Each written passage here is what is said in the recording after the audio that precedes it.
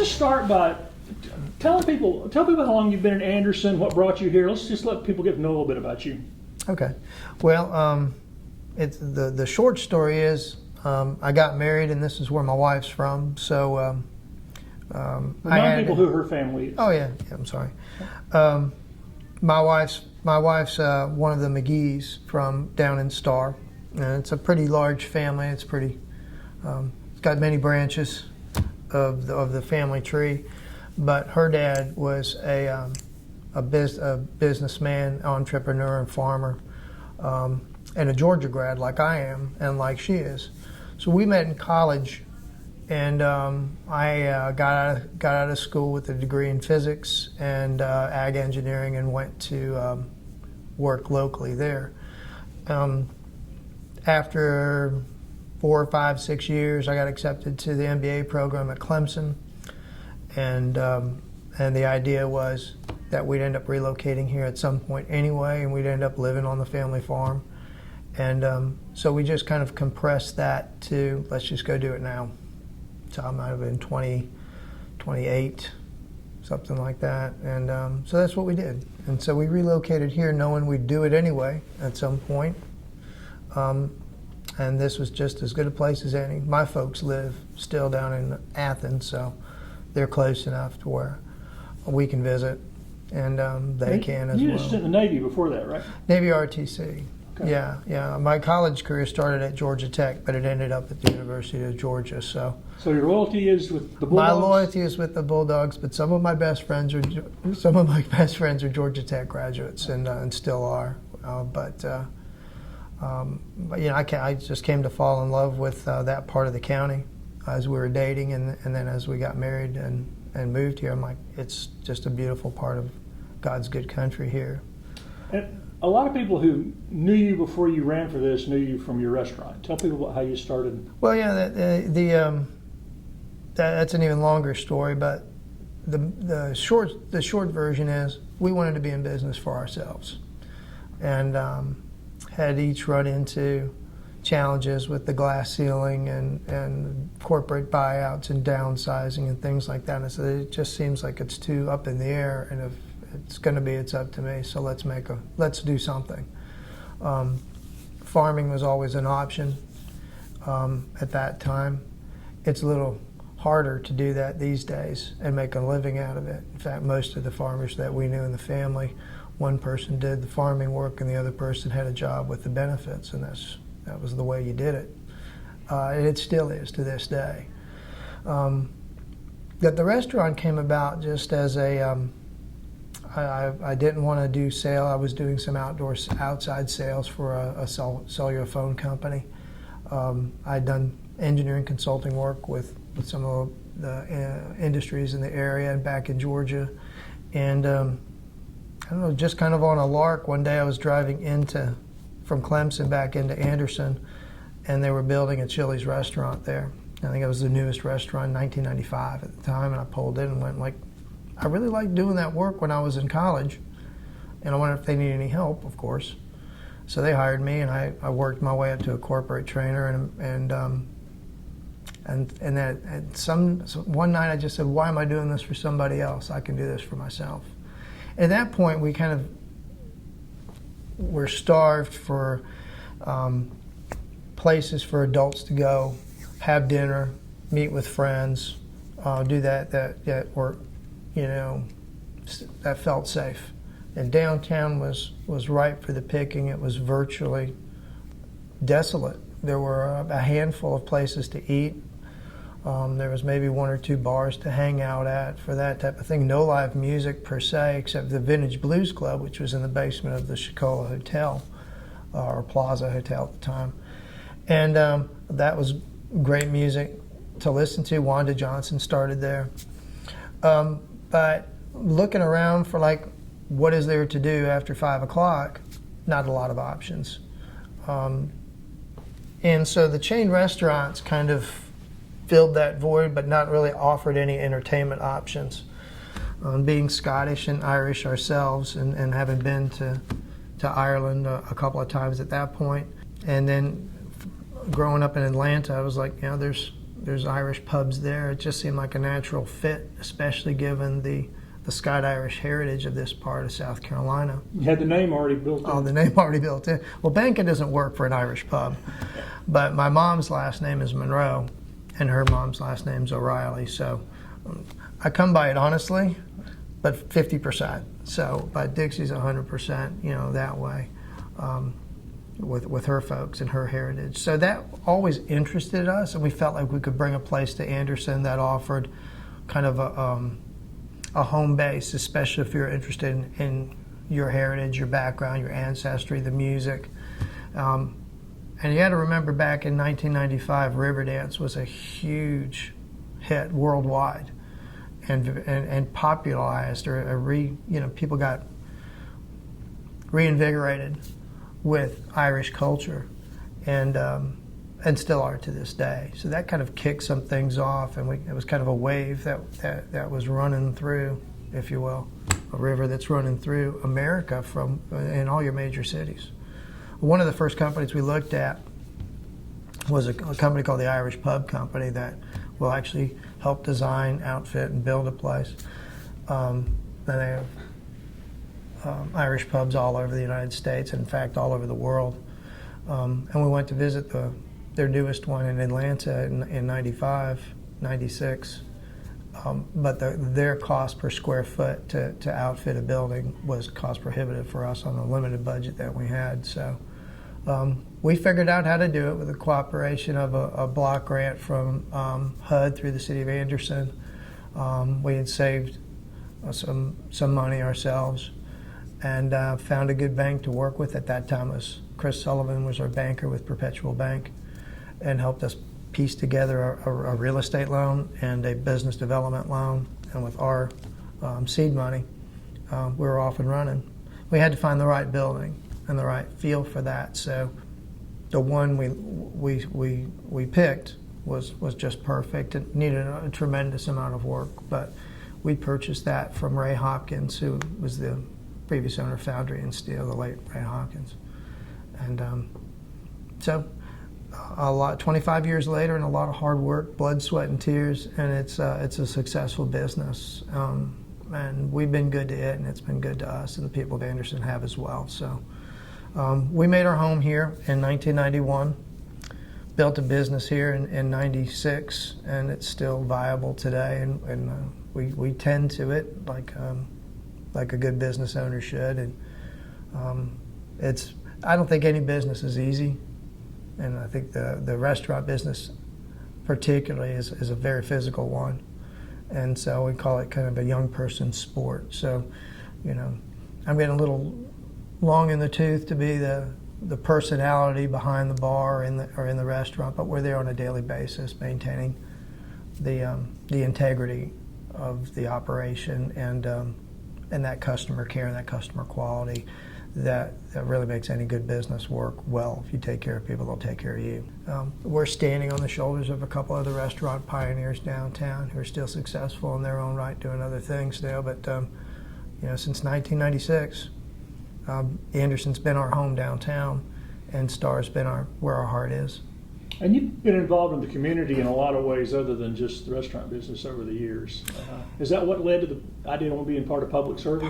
Partly. My father was career military, and when he retired, he went and worked for the University of Georgia, but had always been extremely active in not just his parish church, but things in the community over there in Athens that needed doing. He was the guy they said, if you want to get something done, find a busy person, and you can count on it getting finished. But we were encouraged from joining Boy Scouts at a young age, and I spent 6 years in Catholic schools where community service involvement was just part and parcel of the culture that was created in those schools. So that and discipline. Hard work, and achievement, and you don't get any points for second place. So we're always encouraged by everybody in our family, our grandparents, and Dixie's family is the same way, to do absolutely the best you could at anything, and then you knew you could sleep at night knowing you left it all out there on the field, so to speak. And when it comes to becoming a part or integrating into a community wherever you live, it's easy to just live someplace, but if you want to have a real sense of community, maybe become a part of it, get involved. So, we started off with membership in the Chamber of Commerce, and I served on their board of directors in 1998. I'm currently, I've had to resign since the election, on the Board of Architectural Review since 2006 for the city of Anderson, and that's been very rewarding as well. It's what I call an unpaid gig. You do it because you want to, and you've got something to offer, and it just really goes back to a biblical principle that I think everybody in your audience will appreciate. If you've got a talent, don't hide it under a bushel basket. It wasn't given to you to just be squandered or be hidden. So if you can do something positive, you should, and try to leave. And this goes back to things you learned back in Boy Scouts and just good citizenship. Leave it better than you found it. And I don't think that's just applicable to a campsite, which is obvious, but I think it's where you live. And so I've always tried to get, giving back or reinvesting in the community that you're living in it's just good citizenship. And obviously it's good politics, but it's the right thing to do. And we've got a 3.5-year-old son, and I want to leave him a better place to live if he chooses to live here than we found it. And not that it was bad at all, but leave your mark, and that's your legacy. It's not about, for me, fame or fortune or anything like that. So politics or government is something my family's been involved in, not just in the military. My grandfather, Monroe, when he got out of the Army after World War II, took a job at the Bureau of Printing and Engraving in Washington, D.C., which is where they lived, and retired with that. But while he was in the Army, that was his MO, if you will, and was in Tokyo, and was one of the couple guys that printed the surrender documents that are in the National Archives right now. So it's kind of cool. And his father, my great-grandfather, was one of the engineering managers of the Panama Canal. My grandfather was actually born in the canal zone. So, and it goes deeper and further back in history than that. But, there wasn't an option not to try to get involved and do something more than just, I kind of feel Anderson's been extremely good to us as a family and as a business. And no, I didn't have to run for public office. I wanted to. I wanted to, Greg, for a lot of reasons.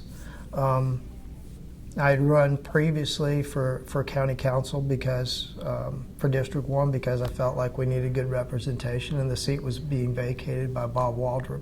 It was one of our first attorneys that assisted with us purchasing a home or building our home here in the first place. So, I talked to Bob, and he was thinking of retiring from politics, and that's why I thought, well, I'm young enough, let's give it a go. And that was 12 years ago.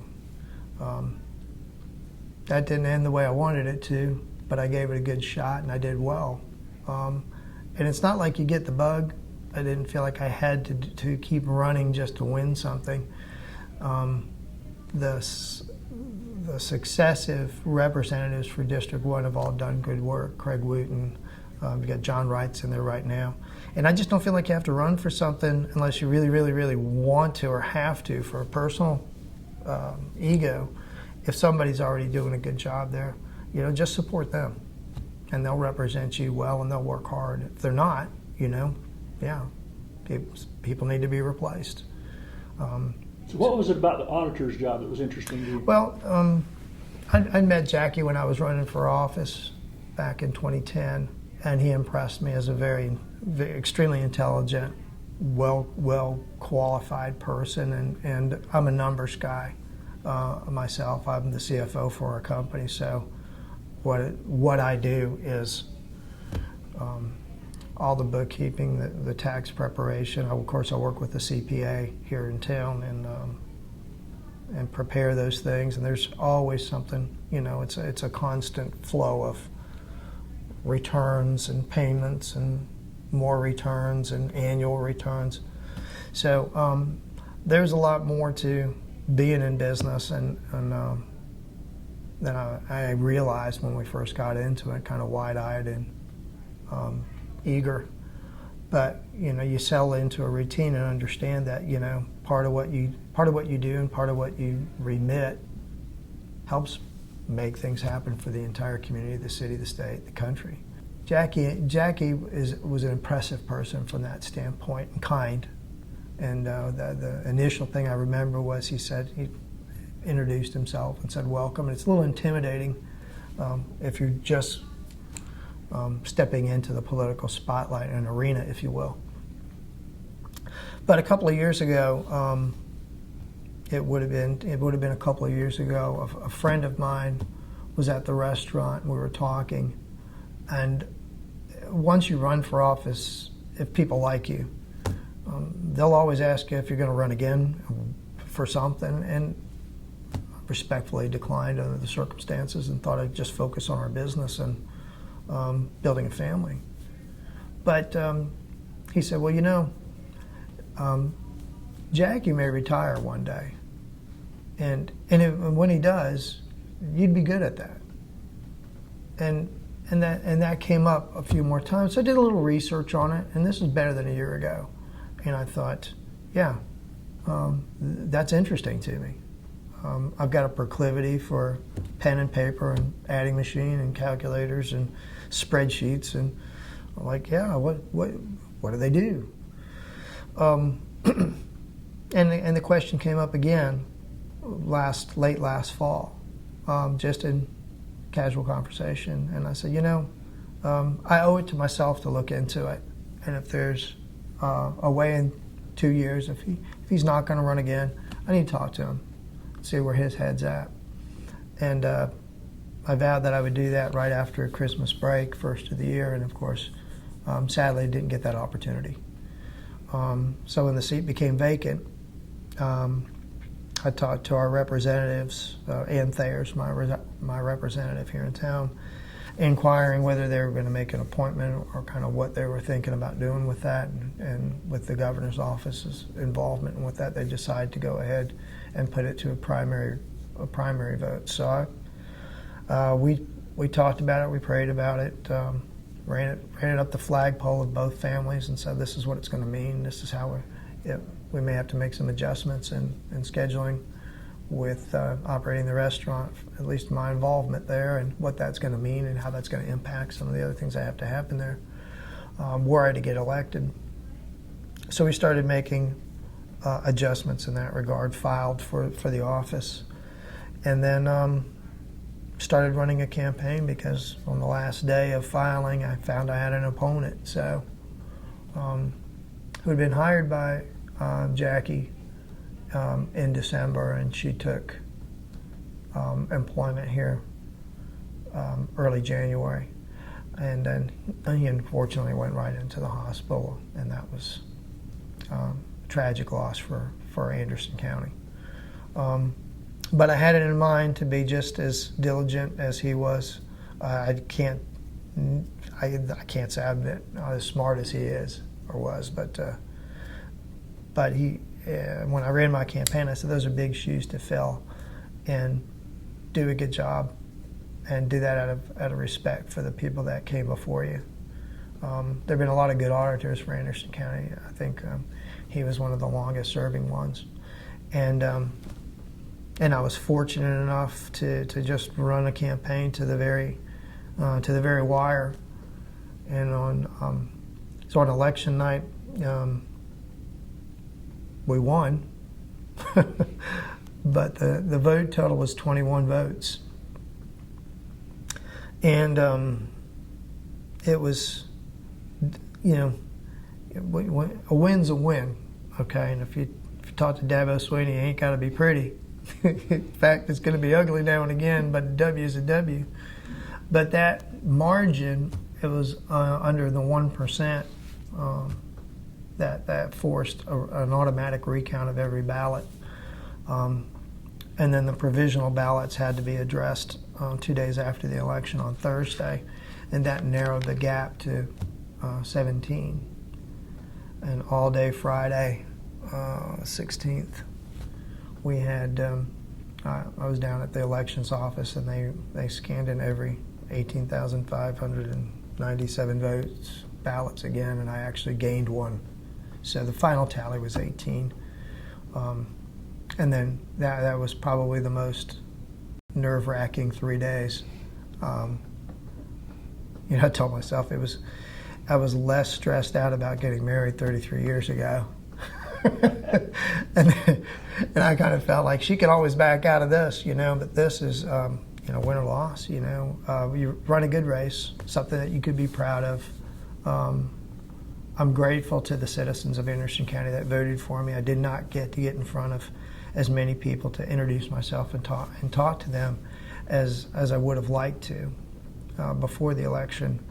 But even at that point, I was extremely excited and grateful to everybody that trusted me enough with this office to give me the margin I needed to win. What that meant at that point was there's no Democratic challenger, so we've got till 3 days after the November election to certify everybody's results, including mine. And we all knew that, by we all, our friends, family, the people in both of the ancillary offices, the treasurer's and the assessor's office, knew that we just couldn't wait till November not to have an auditor in the office doing the work that needs to be done, especially you compound the fact that we have to prepare tax bills in the next couple of months. We're also in the middle of a mandatory 5-year reassessment year for Anderson County, which is a lot more work, not just on the assessor's office, but there's a schedule that has to be kept.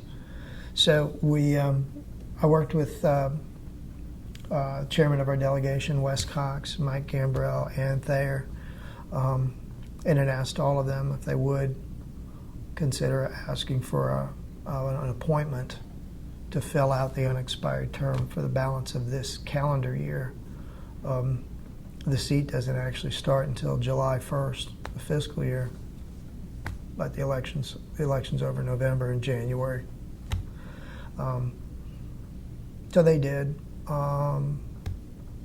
right in the middle of summertime when everybody's on vacations. The governor, of course, himself, you never tell the governor what to do, you just ask. And he's running for re-election as well. So we ran into kind of a stagnant piece, purgatory, if you will. I wanted so much to get in and get started to work in a positive way. There's some work that's done in this office on a daily basis. You've got vehicle renewals that that's what I was going every to say. day. A lot of people I've talked to go, what does the auditor do? Give people a snapshot of what an auditor it's a great question. Contrary to what some people might think, the auditor doesn't necessarily audit the books of Anderson County or any people. Like when you think of an audit, you think of the IRS, and they're just going to, that's not a fun experience. So it's kind of a misnomer per se, but the primary function of the auditor is to set the tax levy. And the levy is the ratio that we use. We'll take that levy, multiply it times your assessment, property assessment, at whatever ratio that is. If it's 4% home and it's your primary residence, or it's an investment property, your second home, that'll be a 6% ratio. But that levy is set for each tax district in Anderson County. And and this is on the auditor's website. Everybody lives in one of these tax districts, and this levy sheet's created with headers up here of what levy is assessed against property in that particular district to help fund these things here. So you've got the county levy, that is the county operating budget.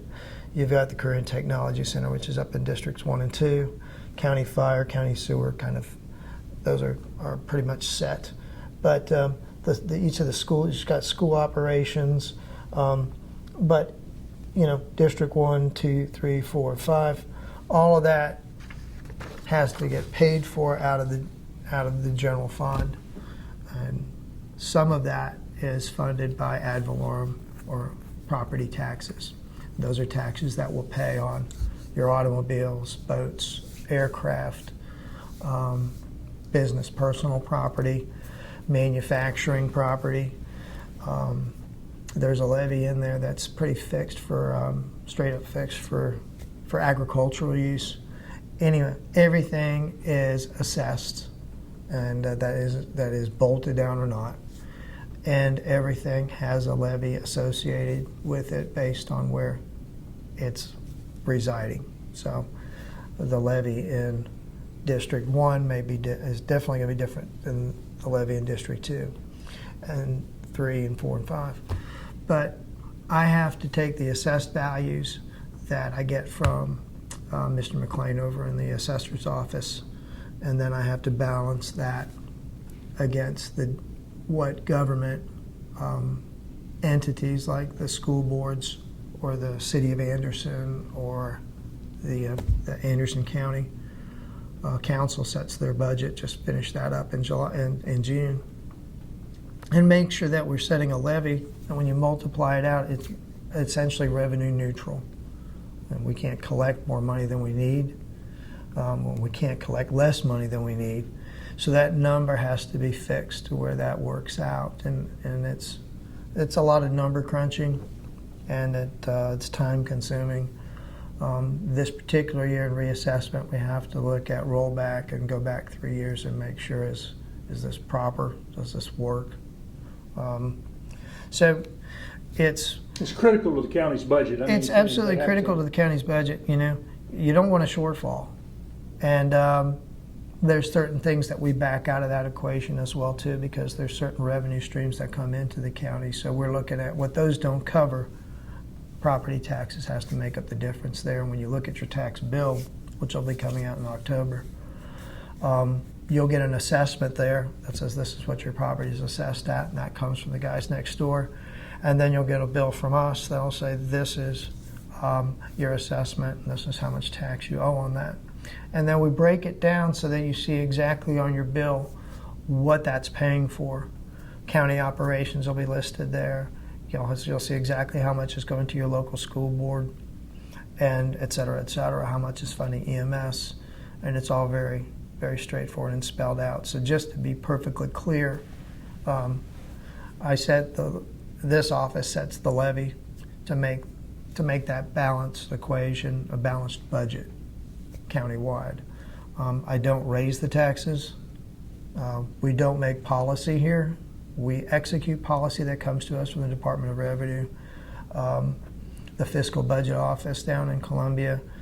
We basically follow the laws that are enacted by our legislators and our county council. So, all that being said, it's a lot of numbers work, mathematics. It's not rocket science, but it's work that has to be done every year. And then we have to live with it. So largely what we have to look forward is estimating what we think might be happening over the course of the year. There is also an adjustment that comes from the state once a year that lets us know what the consumer price index increase might be, and we also look at population growth. So you might have one part of the county where maybe the population has decreased. There's a standard CPI increase that they can take to make up for that. And then you're going to have other parts of the county where the growth is a lot more aggressive. And that base may be a little bit higher. Nevertheless, we have to take into account things that Act 388 instituted back in 06, 07, where some of that's been transferred from one revenue stream to another. Nevertheless, those assessments are capped at 15% anyway. So there's some things we have to pull out of our equations, and then things we have to add back in before we arrive at that sheet. So that's my homework for the next 2 months. We'll get the bills out in October. We know we'll have people coming in immediately after that, and our office is tasked with helping to explain those to the taxpayers when they come in. So I'm circling back around to what we're really doing out here with these. It's a great group of people here. One of the things I'll tell you, Greg, is that's been most impressive to me. That when you're interacting with your county government on the other side of the window, if you will, it's a certain viewpoint you have of it, but there's a huge number of people that are working behind the scenes that just do excellent work. They've got great attitudes to this. I'm impressed with the department that Mr. Hunter built here, and I want to build on that, develop on that. So I'm not starting from scratch here. My background is in customer service. It's in staff development. It's in efficiency studies. It's in those things that everything I've done since high school has really prepared me for what I'm doing today. I'll make some mistakes, but there's also people that are here to help me out as well, and vice versa. I think it's important for people to understand that I want to bring to this office a better sense of customer service, so that we know what that means, because I feel that if you're driving around Anderson County, it's impossible not to notice the growth, and that's coming from a lot of different places. There are people moving into Anderson that we see every day here, that I see in my restaurant, that are new to the area every single day. There's companies moving in and expanding that are bringing an international flavor to our community as well too. And what they have to do on a daily basis to navigate, how do I settle in? How do I settle down? Where do I do this? How do I do that? Is met with human beings that are doing a great job for the taxpayers of Anderson County. I want to maintain that, and I want to keep that going, because your first experience with county government most likely is going to be right here. And so I view that as a tremendous responsibility for us to make the best impression, not on just on the existing people, the natives of Anderson County, but the new people that are moving in here, and make that positive. It can be a little intimidating, and let's face it, and I said this when I was campaigning, I feel it the same way. Most of the times when you're coming into this office or the treasurer's office, you don't want to do that. But it's something that you, as your responsibility, your civic duty, as a property owner, you have to do. So we already know that on the front end. So let's do it with a spoonful of sugar. They're very helpful with saying, this is what you need to do here. You need to go to the DMV, which is just up the street a little ways, and try not to make their time wasted and wasting gas and that type of thing. So there's a lot of things we can help out with here, just to help break down that intimidation factor of that. You still got to write the check to somebody, and maybe sometimes to that day when you go hit DMV. But a lot of what we're having to do here is create new bills for automobile renewals.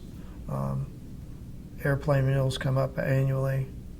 We get boat bills that come in from DNR down in Columbia on a weekly basis, and we process those bills. And we're also looking at bills that maybe a lot of people don't realize when they purchase a new car, and they say the tax tag and title is included with that. Yeah, the sales tax is, but the property tax is not. So you basically have a window of time to get that. We'll send you a bill, and then when that goes past 120 days, you're in that spot where you could get your license suspended if you don't get that bill paid. So I wish maybe some of our car dealer friends would make that a little bit more clear on the front end, but sometimes that's not a happy person that shows up. The other thing that we have, and I take a great deal of pride in the job that we do with this, is the homestead exemption for our retired military people and our citizens over 65. Sometimes they don't realize it until they get their bill when they're 66 that, hey, I qualified for that. So we're going to try to do a little bit better outreach over the next couple of years and making sure maybe we'll send something in with those notices that say, hey, by the way, you qualify for this, but I need you to come down to the office and we can process that for you. But you can do it online as well too. And there's a lot that you can do online that you couldn't or didn't have the ability to 5 or 6 years or 10 years ago. I guess that's what I was going to ask you is if people do have questions or need to figure something out, what's the best way for them to get in touch with y'all or find it online or whatever? Well, the AndersonCountySC.org, and there's a page there for the auditor.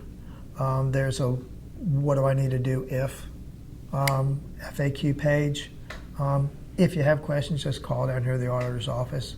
You're welcome to ask for me, and if I'm not available, any one of these people be more than happy and efficiently answer that for you and help you out.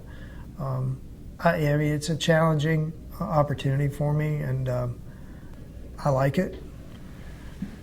But in 2 years, I got to run again for office, so to fill the full 4-year term.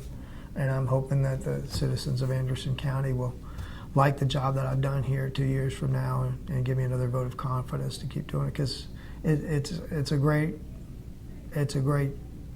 office, and it's an important one, and it's one I think I've jumped right in with both feet, and I'm swimming, and I've got a lot of good support here, not just with the staff here, but with our treasurer Jason Phillips and our assessor Bob McLean. The county staff and administration, personnel, finance, Mr. Burns' office have all been extremely helpful in making this transition from very tragic circumstances into a positive one that I think puts us on the right path to continue that good work going forward. And I look forward to meeting our taxpayers, our citizens, our voters. Ask for me. I'm extremely accessible. I've got a window here so I can see you, can see me. You want me to come out, let me know. And I look forward to being here for many, many years to come. Not just in this office, but this is our home. And I'm looking forward to seeing my boy be 18, 19, and looking at what he's going to do to make his community better.